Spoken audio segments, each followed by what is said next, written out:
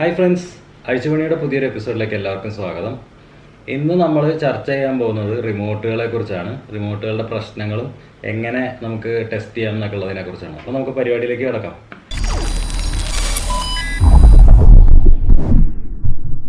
Friends, അപ്പോൾ പരിപാടിയിലേക്ക് കിടക്കുന്നതിന് മുമ്പ് നിങ്ങൾ ഇതുവരെ എൻ്റെ ചാനൽ സബ്സ്ക്രൈബ് ചെയ്തിട്ടില്ലെങ്കിൽ സബ്സ്ക്രൈബ് ചെയ്യുക. തൊട്ടടുത്തുള്ള ബെല്ലൈക്കണും കൂടെ എനേബിൾ ചെയ്ത് കഴിഞ്ഞാൽ ഞാനിടുന്ന വീഡിയോസ് അപ്പോൾ തന്നെ നിങ്ങൾക്ക് നോട്ടിഫിക്കേഷനായി നിങ്ങൾക്ക് മൊബൈലിൽ ലഭിക്കുന്നതായിരിക്കും.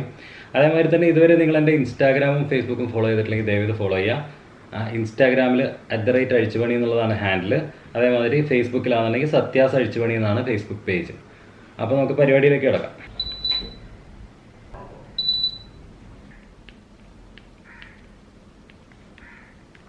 കണ്ടോ, ഈ മോഡ് സ്വിച്ച് ഇപ്പോൾ വർക്ക് ചെയ്യണില്ല.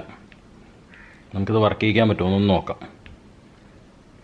ഇപ്പോൾ ഓൺ ഓഫ് വർക്ക് ചെയ്യുന്നുണ്ട്. ഓൺ ഓഫ് നമുക്ക് കണ്ടറിയാം. ഇപ്പോൾ ഓഫായിട്ടുണ്ട്. ഓണും ആയിട്ടുണ്ട്. ഫ്രണ്ട്സ്, അപ്പോൾ നമ്മൾ പലപ്പോഴും ഇലക്ട്രോണിക്സ് കടയിലൊക്കെ ചെന്ന് നിൽക്കുമ്പോൾ പലപ്പോഴും ചിരി തോന്നുന്നൊരു നിമിഷമുണ്ട്. പലരും ആൾക്കാർ ഓരോ റിമോട്ടൊക്കെ എടുത്തുകൊണ്ട് വരും. എന്നിട്ട് ചേട്ടാ ഇതൊന്ന് വർക്ക് ചെയ്യണ്ടോ എന്ന് നോക്കി തരാമോ എന്നും പറഞ്ഞിട്ട് നമ്മുടെ ചേട്ടന്മാരൊക്കെ എടുത്ത് നേരെ അവരുടെ റിമോട്ട് ടെസ്റ്റിംഗ് ഒരു ചെറിയൊരു ഡിവൈസ് ഉണ്ട്, അതിലേക്ക് അടിച്ച് നോക്കും. എന്നിട്ട് ചേട്ടാ ഇത് വർക്ക് ചെയ്യണ്ടല്ലോ എന്ന് പറയും. അപ്പോൾ ഇതിൻ്റെ ഒന്നും ഒരു ആവശ്യമില്ല. നമുക്ക് ടെസ്റ്റ് ചെയ്യണമെങ്കിൽ നമുക്ക് ജസ്റ്റ് നമ്മുടെ കയ്യിലുള്ളൊരു സെൽഫോൺ മാത്രം മതി. എങ്ങനെ ടെസ്റ്റ് ചെയ്യുന്നതെന്ന് വെച്ച് കഴിഞ്ഞാൽ മൊബൈൽ ഫോൺ എടുക്കുക, എന്നിട്ട് ക്യാമറ ആപ്പ് എടുക്കുക. ക്യാമറ ആപ്പ് അതിനുശേഷം ഇങ്ങനെ പിടിച്ചിട്ട് റിമോട്ട് അതിലേക്ക് വെച്ച് ഒന്ന് ഞെക്കി വിടുക. കണ്ടോ, ഞെക്കി വിടുമ്പോൾ നമ്മളിപ്പോൾ ഞെക്കി കഴിഞ്ഞ് കഴിഞ്ഞാൽ റിമോട്ടിൻ്റെ അറ്റത്ത് ഓരോ സിഗ്നൽ തെളിഞ്ഞ് വരും. ഇപ്പോൾ ഒരു മിനിറ്റ്, ഞാൻ കണ്ടോ, ഇപ്പോൾ നിങ്ങൾക്ക് നോക്കിക്കഴിഞ്ഞാൽ കാണാൻ ഞാൻ ഞെക്കണതിനനുസരിച്ചിട്ട് റിമോട്ടിൻ്റെ തുമ്പത്തുള്ള ആ ചെറിയൊരു LED ലൈറ്റ്, ഇത് ഇവിടെ ഈ LED ലൈറ്റ് കത്തുന്നതായിട്ട് കാണാം.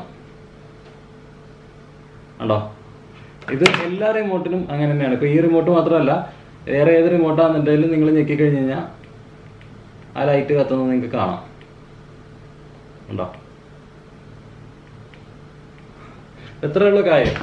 അതാണ് ഒരു സൊല്യൂഷൻ. അപ്പം ബാറ്ററി കംപ്ലൈൻ്റ് ആണെന്നുണ്ടെങ്കിൽ ഇത് മിക്കവാറും വർക്ക് ചെയ്യാൻ ചാൻസ് ഇല്ല. ഇപ്പം നിങ്ങൾക്ക് മൊബൈൽ ഫോൺ തന്നെ വേണമെന്നില്ല, നിങ്ങൾ വേറെ ഏതെങ്കിലും ഒരു ക്യാമറയിൽ അടിച്ചു കഴിഞ്ഞാലും അത് കാണാൻ പറ്റില്ല ലൈറ്റ് കാണാൻ. ഇതാണ് ടിപ്പ് നമ്പർ 1. രണ്ടാമത്തെ ടിപ്പ് എന്ന് പറഞ്ഞു കഴിഞ്ഞാൽ, ഇൻ കേസ് ഇപ്പോൾ ചിലപ്പോൾ ബാറ്ററി ലൂസ് ആയതുകൊണ്ടായിരിക്കും. അപ്പോൾ ഈ ബാറ്ററിയുടെ ഇടയ്ക്ക് ഇത് ലൂസ് ആയതുകൊണ്ടായിരിക്കും ചിലപ്പോൾ റിമോട്ട് വർക്ക് ചെയ്യാത്തത്. അങ്ങനെ വരുമ്പോഴത്തേക്കും ഈ തീർന്ന മരുന്നിൻ്റെ ഫോയിലുകളില്ലേ, തീർന്ന മരുന്നിൻ്റെ ഫോയിൽ ഒരെണ്ണം എടുക്കുക. ഒരെണ്ണം കീറി എടുത്തിട്ട് നൈസായിട്ട് മടക്കിയിട്ട് ബാറ്ററിയുടെ ഇടയിൽ കയറ്റി വെച്ച് കഴിഞ്ഞാൽ അതും വർക്ക് ചെയ്യും.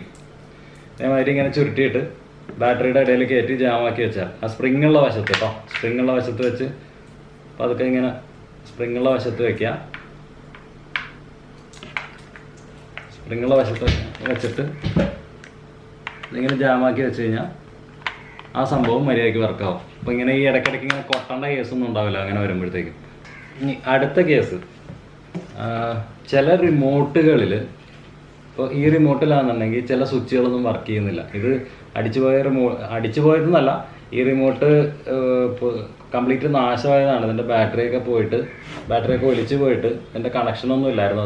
അതിനുശേഷം ഞാൻ 2 വയർ സോൾഡർ ചെയ്തെടുത്തിട്ട് അതിൽ നമ്മുടെ പവർ ബാങ്കിൻ്റെ ബാറ്ററി പിടിപ്പിച്ചിട്ടാണ് ഇപ്പോൾ ഞാൻ വർക്ക് ചെയ്യുന്നത്.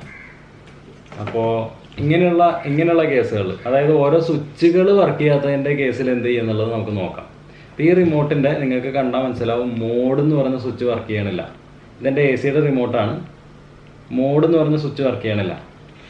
അപ്പോൾ നമുക്കിതൊന്ന് അഴിച്ചു നോക്കാം എങ്ങനെയാണ് സംഭവങ്ങൾ കാര്യങ്ങളെന്നൊക്കെ.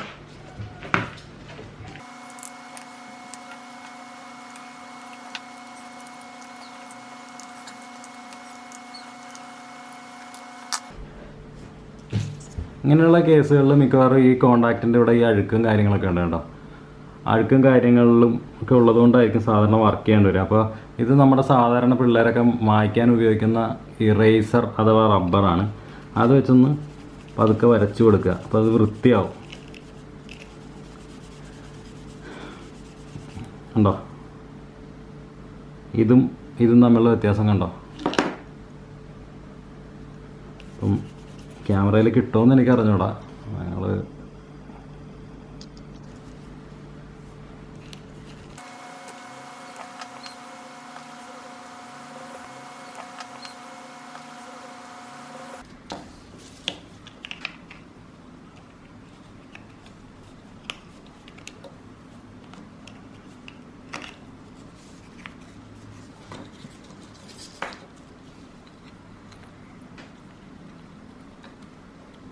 LCD കൂടെ ഉണ്ട്. അപ്പോൾ നമുക്കിത് രണ്ടാമതൊന്നും അസംബിൾ ചെയ്യേണ്ട നിവൃത്തിയില്ല.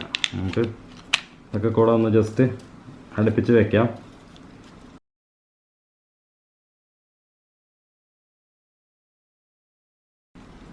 LCD വർക്ക് ചെയ്യുന്നുണ്ട്.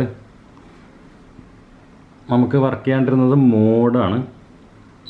ഇപ്പോൾ കണ്ടോ, മോഡ് വർക്ക് ചെയ്യുന്നുണ്ട് കണ്ടോ.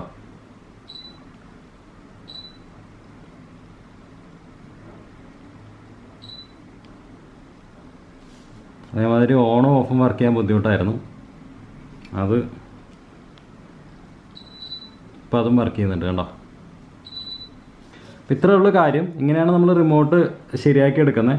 വർക്ക് ചെയ്യാത്ത റിമോട്ടുകൾ ഉണ്ടെങ്കിൽ അതൊന്നും വലിച്ചെറിഞ്ഞ് കളയേണ്ട കേസില്ല.